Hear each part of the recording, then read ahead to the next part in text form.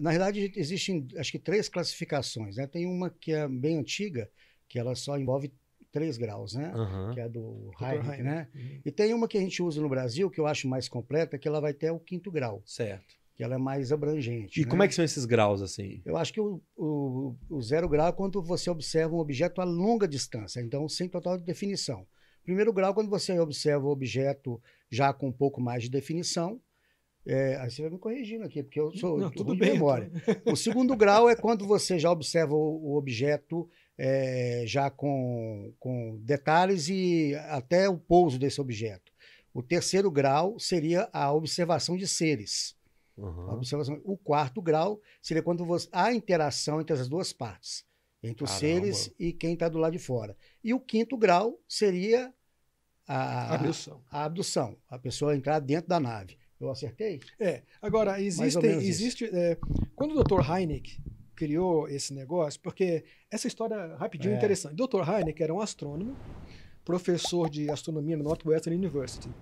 Ele foi convidado pela Força Aérea dos Estados Unidos, na época, nos anos 50, para ser consultor da Força Aérea na investigação desses fenômenos. Então ele foi o consultor de astronomia para o projeto Livro Azul, o Blue Book, né? Aquele famoso que virou até série de televisão.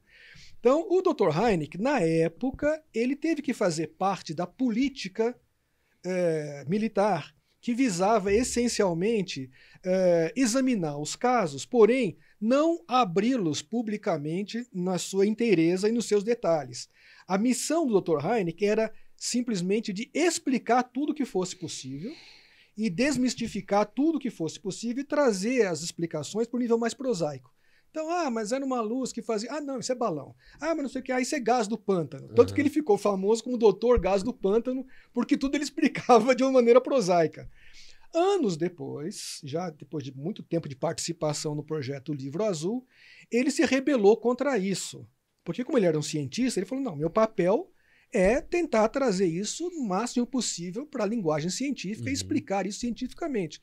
E ele estava fazendo parte de um conluio para não explicar cientificamente conforme ele desejava e sim mascarar os casos pelos interesses políticos da Força Aérea dos Estados Unidos. Ele rebelou-se contra isso.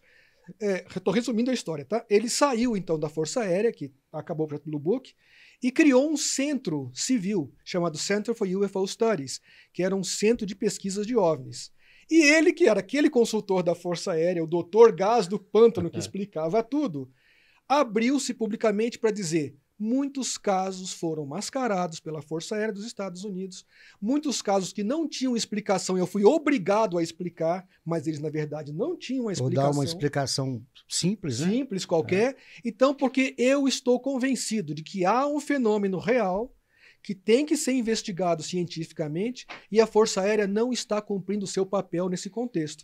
Então, ele abriu, então, esse Center for UFO Studies, que virou, eu fui inclusive membro desse grupo também, e que passou a estudar esse fenômeno de maneira mais aberta, mais clara, com a cooperação de outros cientistas. Então nós tínhamos lá físicos, matemáticos, outros astrônomos, médicos, engenheiros, que passaram a trazer esse estudo para um patamar mais sério, mais científico, mais aberto, e tentar levar ao público a explicação mais provável para aquele fenômeno. Certo. E em muitos casos, a explicação mais provável do Doutor Gás do Pântano era visitantes de procedência desconhecida. Esse Dr. Heineck, ele criou essa classificação que ele falou, certo, que é Close Encounters of the First Kind, Second Kind, quer dizer, primeiro contatos imediatos do primeiro tipo, segundo tipo, terceiro tipo, ou primeiro Inclusive, grau, ele foi um dos grau. consultores do filme. Daquele filme Imediatos. Contatos E Imediatos. ele participa do grau. filme. Inclusive, ele aparece também. Que doido. Ele Na hora do aparece. contato lá com a nave e tal, ele aparece, mexendo com a barbinha dele, com o cachimbo. ele, É o Dr. Heineck. E, então, ele criou essa classificação. Depois, com o tempo, começaram a surgir umas variantes, inclusive essa que o Paulo citou, que ampliou esse espectro. Então, além de 3, alguns passaram a falar de contatos de 0, tipo 0, 4º e 5º. Aí já começaram a aparecer outras, aí já acho que é mais viagem na maionese, que são contatos telepáticos com seres de outros Mas eu acho que a classificação até o 5º grau, eu acho que ela é suficiente. É plausível, né? É plausível dentro do fenômeno. Agora, uma outra classificação, que também eu não vou explicar porque ela é um pouco maior, que foi criada pelo Dr. Jacques Vallée. Dr. Jacques Vallée é um famoso cientista.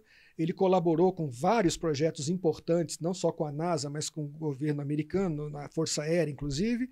E hoje ele está muito interessado em metamateriais. Isso. Metais que são provavelmente oriundos de objetos que terão sido derrubados ou acidentados. Então o Dr. Jacques Vallée criou uma outra classificação que é um pouco mais extensa do que a do Hynek, do Dr. Hynek. Mas é pouco utilizada, porque ela é muito extensa. E muito então, complexa. Muito né? complexa. E são poucos os pesquisadores que adotam.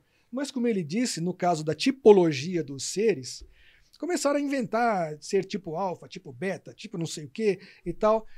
Praticamente todos os casos que eu pesquisei em que incluíam seres, eram seres com aparência humana. Poucos casos em que apareciam seres pequenos que falam os alfas, né? Que são seres menores, até 1 metro, 1,20 m por aí. Aquele tradicional, né? Dos olhos maiores. Ou seja, esse tipo de ser e os seres maiores. Eu pesquisei um caso de uma abdução em Valadares em 96, do Plínio Bragato, que inclusive um jornalista lá de Valadares lançou um livro agora, vai ser dia 22, ele vai lançar o livro aqui em Belo Horizonte. Tem até um capítulo lá que fala, porque eu fui o único pesquisador que foi lá, que eu entrevistou o Plínio, né? E os seres que o abduziram eram 3 seres, eram 2, segundo ele, eram 2 homens e uma mulher. Eles tinham 2 metros de altura e a aparência era humana, só que ele falou que o nariz era maior, a boca era maior e o cabelo deles nascia da metade da cabeça para trás. Então, assim, ele falou que eram seres humanos, ele falou assim, eram feios, né? Só que eles eram altos.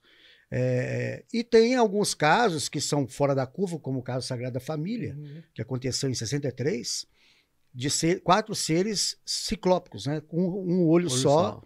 Que eram 3 ocupantes homens, né, e uma mulher, que os meninos viram, 3 meninos na época, né?